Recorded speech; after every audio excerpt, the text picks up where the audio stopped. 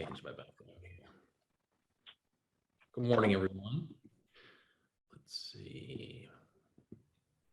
Trying to change back to my LACERA background here.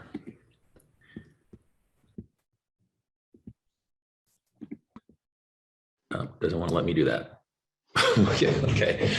All right. So you guys get the faux living room approach today. Good morning. Linda, can you go ahead and call the roll, please? It'll be me, Mr. Jones Carroll. I'll do my opening statement. This meeting is being conducted as a virtual meeting, so I'll do a roll call of all the trustees to confirm attendance. Mr. Knox? Good morning, I'm here. Mr. Bernstein? I'm here. Ms. Sanchez? Here. Mr. Green? Here. Chair Jones? Here. Mr. Keogh? Mr. Santos? Here. Ms. Greenwood? Mr. Kelly? Present. Good morning. Staff participating in today's meeting include Principal Investment Officer Jim Rice, Senior Investment Officer Scott Drazel, Investment Officer Amit Agril, Senior Investment Analysts Cindy Rivera and Michael Romero. Trustees, if you have a comment or question, please use the Zoom chat option. At this time, we ask all meeting participants to mute their mics until you're ready to speak. And now, Chair Jones, we may proceed with the agenda. Okay. Now that we've had the call to order, the approval of the meetings from the September 8th meeting, do I have a motion to approve the minutes? Keith, So moved. I couldn't tell who that was. Who was it? Ms. Sanchez. Mr. Ms. Sanchez. Ms. Do I have a Sanchez? second? Yep, a second. All right. Did you get that? Who was the second? I didn't hear. Who Keith seconded Knox. it? Oh, Mr. Knox. Okay. I'll do the roll call. Mr. Knox, Aye. Mr. Bernstein, Aye. Ms. Sanchez, Aye. and Chair Jones. Aye. The motion passes unanimously. All right. Do we have any public comments? Anything written? We do or not have any. queued up? Okay, great. Yeah. To move on into the meat of the report. So I want to give everyone a heads up a little bit in terms of the flow. It's going to be a slight detour from the agenda. So we'll have our structure review report as a part as listed here in our non-consent item. Then we will make a slight detour into a executive session or closed session to go through some of the necessary content as a part of that structural review in closed session and go ahead and advance the matters there, then come back out, complete the remainder of the structural review and have one final kind of set of items to be advanced out or advanced forward from that perspective. So any questions at all, Jim? Did I hit that correctly? Okay. All right, so without further ado, then let's go ahead and get into item 4, the non-consent item, and then Jim, you and your team go ahead and take it from there. Okay. Good morning, Mr. Chair, members of the committee and other trustees. Today, we're going to be covering the structure review for the real estate section of the real assets asset category. The other part of real assets will be covered, which includes infrastructure and natural resources. That's going to be covered at a committee meeting next month. Today's structure review will be covered largely in open session, but as Chair Jones just mentioned, some of the material will be covered also in closed session after this session. We're joined by consultants from Stepstone Group, Margaret McKnight, who provided their concurrence with the recommendations being proposed today. And then joining the discussion from LACERA staff are Cindy Rivera, Amit Agrawal, and Mike Romero. So if we could just turn to slide 3, please. The real assets category serves 3 main purposes for LACERA. They provide a source of return coming from yielding assets. They provide a natural inflation hedge, as these returns are correlated with changes in inflation. And then lastly, they provide diversification from the key growth return drivers for LACERA that are linked to global equity markets. Next slide, please. Real estate is, unlike the rest of real assets, real estate does straddle two different risk categories.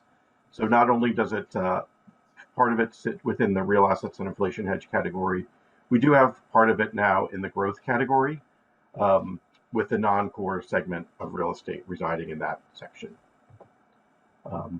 Next slide, please.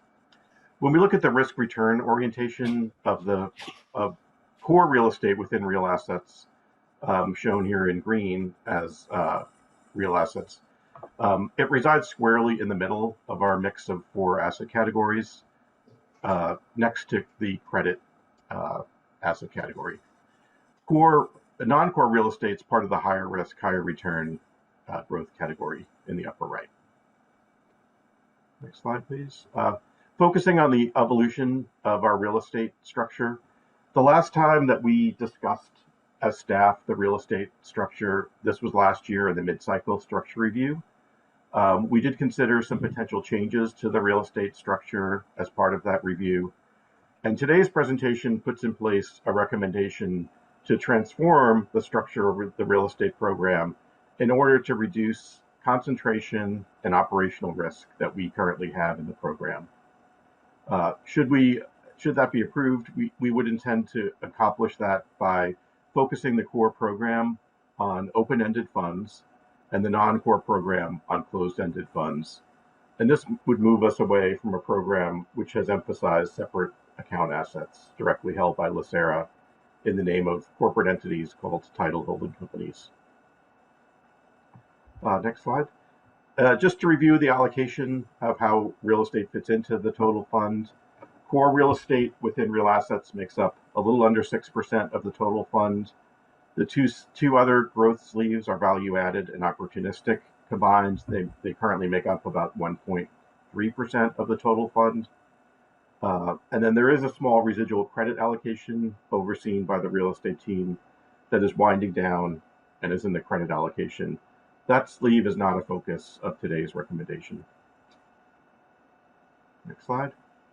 I wanted to briefly review the changes in the asset allocation that occurred with this year's new strategic asset allocation policy that was adopted.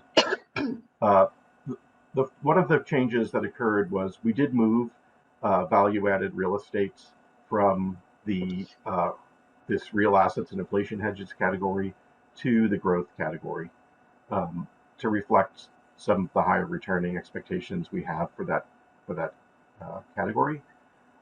So core real estate remains in real assets. It currently, under the new policy, has a 6% allocation weight. And then overall non-core has really grown. Previously, it was at 2% in the prior allocation. Now with value-added assets, it is currently at 3%, but it's moving to 4% when the policy is fully implemented next year. So at this point, I'm going to pass it on to Cindy Rivera, who's going to begin the discussion about some of the structural considerations we're addressing today. Thank you, Jim. This slide provides context for the structure review recommendations being proposed today for advancement to the Board of Investments in January of 2022. In September 2021, the board's real estate consultant, Stepstone, presented its initial findings on the LACERA real estate portfolio to this Real Assets Committee. The three main takeaways of that analysis are that 1, the real estate portfolio has underperformed over the long term against both benchmark and peers. 2, portfolio risk is high due to asset concentration and risk classification. And 3, the underperformance coupled with the high tracking error indicates that the higher risk has been uncompensated. The following slides present a proposal to help reduce both risk and underperformance. With the goal of creating a LACERA real estate portfolio that is more diversified, performing, and efficient, we propose refining our business model in 4 main areas. First, shift from a portfolio that is largely direct to more diversified, thereby reducing concentration risk in our separate account investments. Second, emphasize fund structures in pursuit of greater diversification via new commingled fund investments. To illustrate the greater diversification potential of funds, we note that across all its real estate separate accounts, LACERA holds 78 assets, while its largest real estate commingled fund has over 500 assets. Third, assess the portfolio by essentially re-underwriting the portfolio, identifying an updated wholesale strategy, and more clearly delineating risk. And lastly, we propose reducing operational risk by shifting operationally intensive responsibilities, such as cash management, to managers with greater resources and experience in this area. On the next slide, we cover the evolution of investment vehicles in LACERA's real estate program. The bottom row illustrates vehicles currently deployed in our portfolio, while the top row outlines vehicles for future consideration. We propose a primary near-term focus of making new investments largely via commingled funds, and over the long term, exploring additional investment vehicles such as club deals, REITs, and secondaries. Such investment vehicles will require time to build relationships with like-minded investors and firms entrenched in the space. REIT investments are more straightforward, but there is greater complexity in club deals and secondaries. Next slide, please. On this and the next slide, we briefly cover performance over short and long-term periods. Here, we see that core and value-added real estate has underperformed in all periods, except for a slight outperformance in the quarter and since inception periods. The underperformance is driven in part by lumpy retail investments in separate accounts that have since been terminated. On the next slide, we see that opportunistic real estate, one slide prior. Two prior. Yes, thank you, David. On this slide, we see that opportunistic real estate has outperformed in the quarter through 5-year periods and underperformed in the longer 10-year and since inception periods. The favorable performance is driven largely by an intentional tilt into industrial and multifamily. Next slide, please. I'm sorry, one more slide. This slide covers MSCI forecast active risk for real estate. On the top left corner of the table, we see that real estate represents only 7.2% of total fund, while under the active risk contribution column, we see that at 20 basis points, the asset class is disproportionately contributing close to 20% of the total fund's active risk measured at 110 basis points. Additionally, the selection risk contribution column shows that the asset class's selection risk is driven by core and value-added real estate, which has a high standalone active risk of 5.2%. The structural changes being proposed today are designed to help bring this down. And now I will hand over the next slide to Amit, who will cover structural considerations and proposed implementation. Thank you, Cindy. Good morning, Mr. Chair and trustees. I will now touch on the proposed structures and the liquidity provisions for both core and non-core investments. If approved, moving forward, the proposed changes for core investments will be through open-ended commingled funds, and for non-core, it will be through closed-ended commingled funds.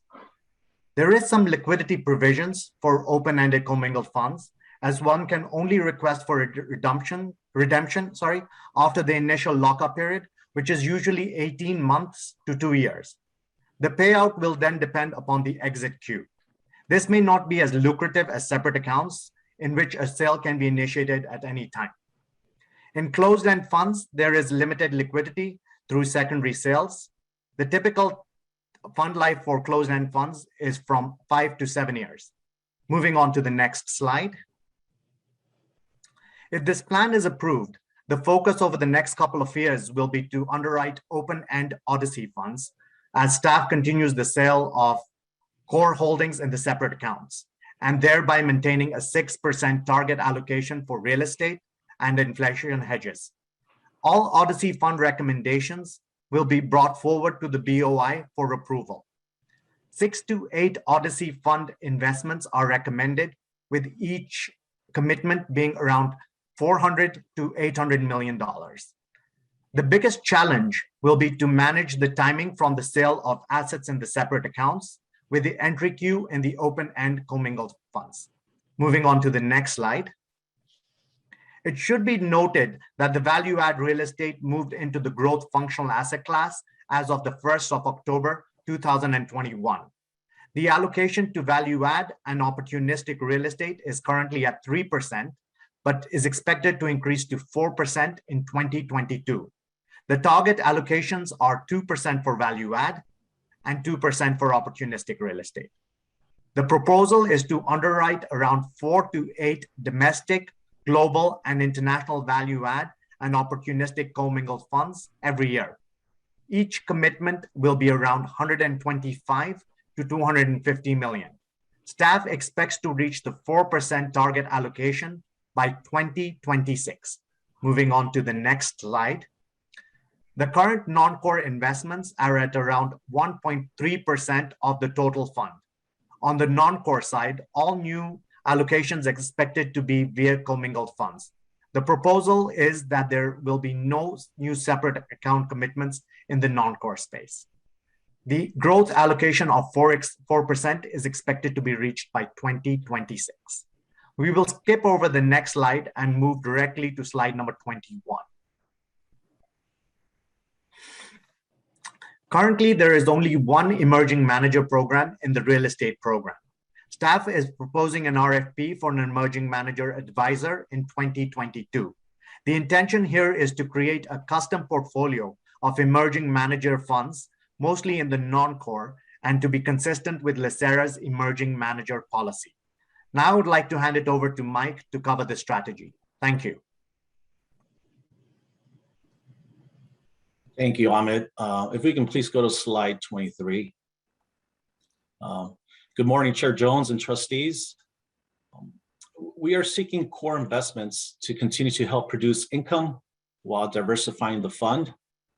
We intend to use core funds for beta exposure to the benchmark with tilts in industrial and multifamily and niche sectors such as life science and storage. We'll also be looking for non-core funds for alpha-seeking returns. We intend to accelerate the pace of commitments. We want to build on what we've done already in non-core by continuing to invest in opportunistic funds. Next slide, please. These two graphs show our core portfolio and compares it to our benchmark, which is Odyssey. Odyssey stands for Open-End Diversified Core Equity. It reflects lower risk investment strategies, utilizing low leverage, and generally represented by equity ownership positions in stable US operating properties. The chart to your left shows our property type, and the focus will be to maintain an overweight to industrial and consider a slight reduction to apartments to get closer to Odyssey, while maintaining an underweight to office and retail. The chart to the right shows how we're diversified, and we're recommending maintaining tilts to the west and south. We currently have some non-US exposure in the core space. However, the benchmark does not include any non-US exposure, but we intend to have some in the non-US as a small limited amount as a diversifier where we think there may be attractive opportunities in this space. Next slide, please. The majority of the investable universe is outside of the US. We are recommending using fund structures which will allow us the expansion of the non-US exposure. Our program has been mainly focused in the US with limited exposure outside.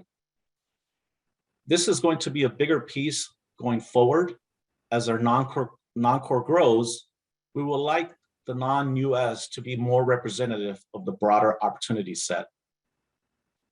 Next slide, please. These two charts show our non-core diversification by property type and region. Non-core will progressively become a larger part of the real estate allocation. I'll point out that about 36% of our total non-core is outside of the US, highlighted in yellow. We're seeking to invest in closed-end funds that will provide diversification by sector and geography. This is designed to be more opportunistic part of the portfolio. Next slide, please. Here we're showing proposed guidelines. These are largely unchanged for the core. We do have a few modifications. The real estate guidelines we had in place were largely oriented more towards the core portfolio, and we intend to maintain much of this with slight modifications. We did expand some of the larger property sectors like apartment, industrial, and office to be more underweight in retail. We added a 30% limit fund concentration that we didn't have before, as we are relying more on funds. Next slide, please. This shows our proposed guidelines for non-core. These are largely new guidelines for this area. We have to be more of an opportunistic space as opportunities arise. So we have to be somewhat flexible when we target Move back. Good when we boy. target investments outside of the US. We seek to provide some framework that provides appropriate diversification in the structure. We propose a 4% allocation. Property types ranges have been outlined. And we're also seeking to have a range of 35 to 60% of non-core in the US. The non-US we have includes ranges in Europe, Asia, and emerging markets to have latitude when opportunities arise. I will now pass it on to Jim, who will continue with the presentation. Mr. Chair, can I ask a question at this point? Well, Mr. Romero? Yes. Well, I gotta go. Okay, thank you. I'm sorry. A couple of things, Mr. Romero. I noticed here that non-US geographic, it shows Europe, Asia, and then emerging markets. So are we saying that there are some countries, let's say like China, who are already considered developed markets as compared to the emerging markets? That's my first question. The second question is, how do we quantify the income coming out of the commingled funds? So, we have rental income and things of that nature. How is that quantified? I get it from separate accounts, right? But I'm not getting it in terms of, I'm in favor of commingled funds, don't get me wrong. I just wanted to learn how we quantify the, I guess, monthly revenue or quarterly revenue that we get from rents and things like that. Do you understand my question? Yes, I'll touch on the first one. As I mentioned earlier, the investable universe outside of the US is relatively large. We are exploring opportunities in emerging markets. We've added a range of 0, I believe it's 0 to 15% in the non-core to give us flexibility to enter those markets as we see when opportunities arise. And then your second question. I get that before I let you go, before I let you proceed. But my question was, we have Europe, non-core, right? Growth non-core. We have Europe, Asia, and other, okay, I got you. Other emerging markets, got it, never mind. It's right here in front of me. Okay. Thank you. And I think your second question was about income when we are investing in funds. So we core income is a big part of the core strategy. Core usually represents stabilized assets that are generating income. So we expect to have some distributions from those funds. So that's where the core component will be. The income component will be coming from those funds. Yes, we wouldn't expect to see large income components coming from non-core, given the structure that we're in. Largely, these would be, properties that require some kind of redevelopment or, some capital contribution that would be, ultimately sold, and that's when I think most of the realizations would occur in non-core. There is some element of return coming from non-core, but really most of it is coming from increased asset values after some redevelopment. Right, so when we're talking about industrials, so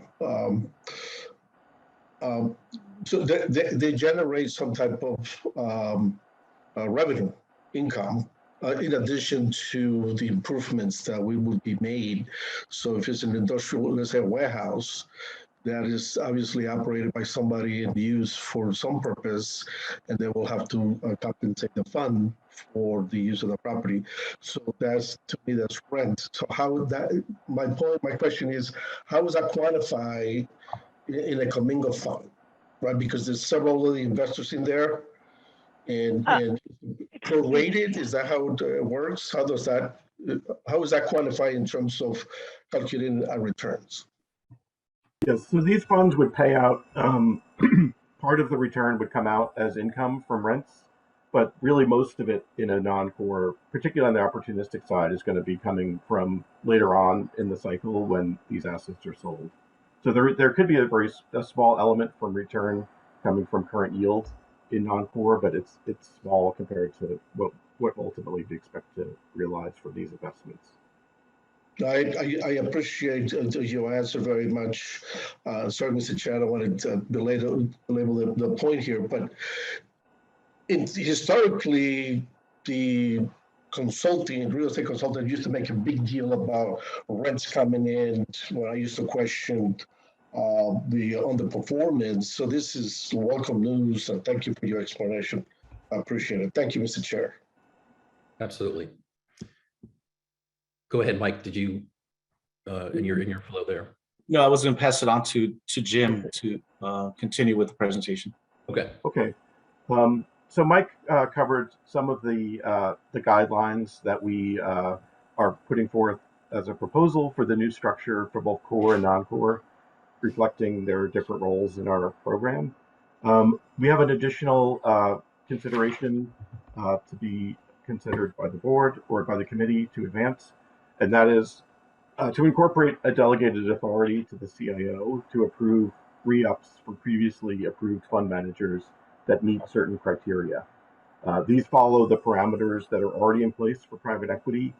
The delegated authority proposed would allow that if the fund commitment is under $250 million or up to 25% larger than the prior fund commitments, then that would be subject to delegated authority.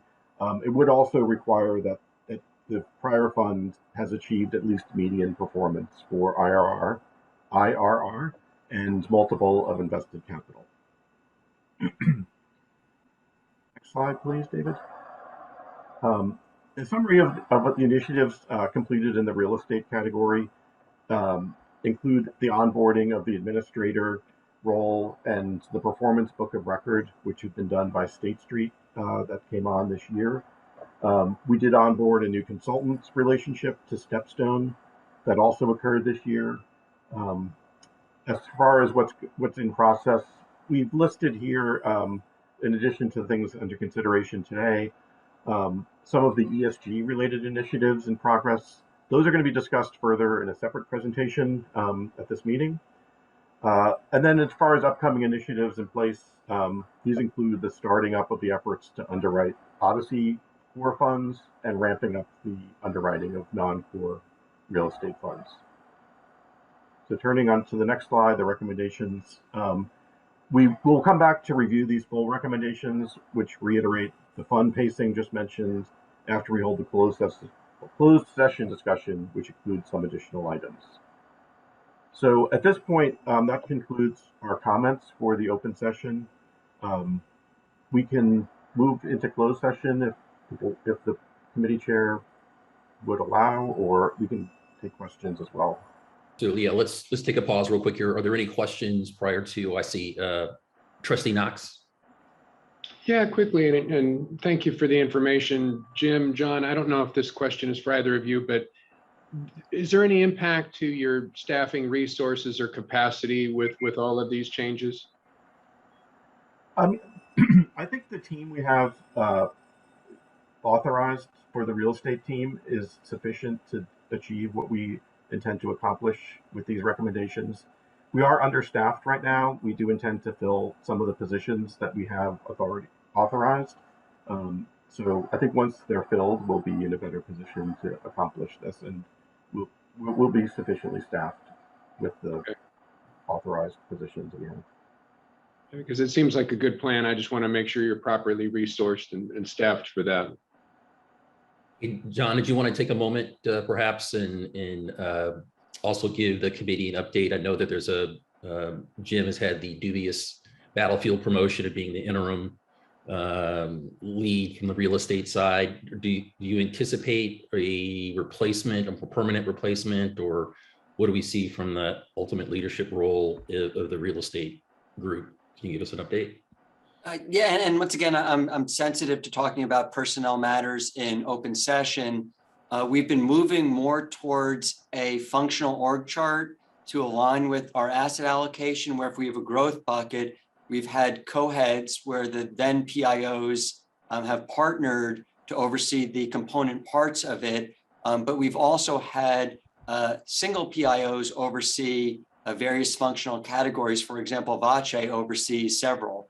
The real assets we have combined, and Mr. Rice, there is no interim title on his part. He is the principal investment officer for all real assets. So we do have open vacancies within real estate, and going back towards Mr. Knox's question, I think Jim answered it perfectly in that we will have sufficient bandwidth to accomplish this plan once those positions are filled. Thank you, John. And then I think Herman or Trustee Santos, did you have another question? Yes, and my question is to our consultant, the Stepstone. Are they on the line? Yes, Tom Hester and I, Margaret McKnight from Stepstone, are on the line. Good morning. So my question to you is that the staff is proposing up to $250 million rather, delegate authority to the CIO. In your view, is that sufficient? This is real estate. I get it with regards to private equity. I think that it might be too low for real estate. Would you care to comment on that? We designed the ranges to be flexible to allow for multiple managers and a little more diversification and effectively hit the targets within the means of the team. So I do believe we have, if we make enough commitments that we can do at that size level, we will hit the targets. No, but my question was, the staff is proposing to provide delegated authority to the CIO up to $250 million. My question is that sufficient? It appears to me that it may not be. I thought that maybe 500 million will be more appropriate delegated authority. Well, that is per fund, and that's the approximate range that we were thinking that individual fund commitments would be. Yeah, it's not atypical at that range for a fund of this size, a plan of this size. Okay, so I'm not quite convinced with that because I understand the ranges. I just want to make sure that the CIO has enough flexibility to invest or re-ups. It appears to me it's not, but I'm not an expert in real estate, so I just want to make sure that we are given the sufficient amount of money for the CIO to take advantage of those opportunities that might come his way. It appears to me that $250 million is too low. But Mr. Santos, I might just add, I think unlike private equity where they have over 100 fund relationships from which to consider re-ups, we've had much fewer exposure, much smaller exposures to the number of funds that we would consider re-upping with. I think we have maybe a dozen non-core funds that could be considered for re-ups. So I think, in the interest of expanding the manager universe as we grow the non-core allocation, I think 250 would be really the maximum we would consider even for existing relationships. Great, thank you for that. We're really trying to expand the pool of managers as well. Thank you, appreciate it. All right. Any other questions from the trustees or otherwise before we detour into executive session? All right. So Julie, getting an executive section, who needs to be into that meeting? Could you prep us for? Yeah, for I'm that? just going to have to move some of the consultants. It'll just Yeah. take me a couple of minutes. I'll be right back. No worries. Recommendation. The remaining items in the recommendation are shown on the slide that are to be considered an open session. This really relates to the pacing of going into both core and non-core funds over the next few years, as well as adopting the investment guidelines that were proposed on the prior slides and the delegated authority for re-ups. Okay. Can we make a motion on that now? Just one second. I'm so sorry. David, can you please remove the slides? They say confidential on them. Oh, It's the redacted version. Yeah, this is the redacted version. We've taken the confidential. Okay. Off. Okay. So this is all right. For open session. I think Gina was prepared to make a motion. Were there any other questions for Jim before we jump into that? Are we good? Gina, do you want to go ahead? Thank you. Yeah, I'll make the motion. I will second it. Alan with the second there, Carol. Would you please take the roll, please? Yes, Mr. Knox, Aye. Mr. Bernstein, Aye. Ms. Sanchez, Aye. Mr. Chair Jones. Aye. The motion passes unanimously with all trustees present. All right. And then moving on to the next item, we had a report on ESG integration from Jim and Scott. And I think in the interest of time, we could postpone that to an upcoming committee, which I believe will take place next month. Okay. It's up to the board chair or the committee chair to determine. You want to postpone? No, that would be fine. I want to be sensitive. I can't remember exactly how full, Keith, the normal board thing is from that standpoint. It's pretty full agenda, so I would appreciate that. All right, so let's punt into the next month for the ESG integration piece on that, and then let's go on. Chair Jones, may I make a comment? Yes, sure. I have no problem with the delay, but since most likely I will not be around to hear this report, I just want to express my general pleasure that ESG is being more and more fully appreciated as part of real assets. I think the ESG impacts, particularly on the environment of real assets, are tremendous. And I just want to commend the team for continuing to move this conversation forward. I'm sorry, I probably won't be here for it, but I'm really glad it's taking place. Thank you. Agreed. Cheers. I enjoyed reading through that, thoughtfulness of that. All right, so let's, any items for staff review? Oh, we don't have any. Okay, good of the order. If you would walk us through the roll through there, Carol. Actually, there is an item for staff review. This is the prioritization of the hiring. Oh, okay. Do we have that duly noted? Okay. Duly noted. Good of the order. If you would take us through the round robin of that. Okay, Mr. Knox. Good morning. We'll start Board of Investments at 9:10 a.m. Mr. Bernstein. Chair Jones and staff, thank you for a good meeting. Ms. Sanchez. Thank you, everyone. Mr. Green. Thank you, Chair Jones. Well done. Chair Jones. Just congratulations to the staff. Really thoughtful piece. I know there's been great anticipation on behalf of not only the committee but the entire board to see this particular asset class advance beyond where it's been the last year or two. So just great job to you, and thank you very much, Stepstone, as well, team involved. So I'll see everybody 9:10 then. Thank you. I froze. Mr. Santos? Yes, thank you very much. Thank you, staff, for tremendous job. As you all aware, I've been waiting for these changes for the past 15 years. And as a consequence, we lost close to $1 billion. So this is welcome news. Thank you very much. Finally, somebody saw the light, Mr. Graybull, and thank you. It's taken us a long time, but we are headed in the right direction. And Mr. Kelly? Nothing, thank you. That's it. All right, we'll see you at 9:10 then for the regular BOI. Thanks.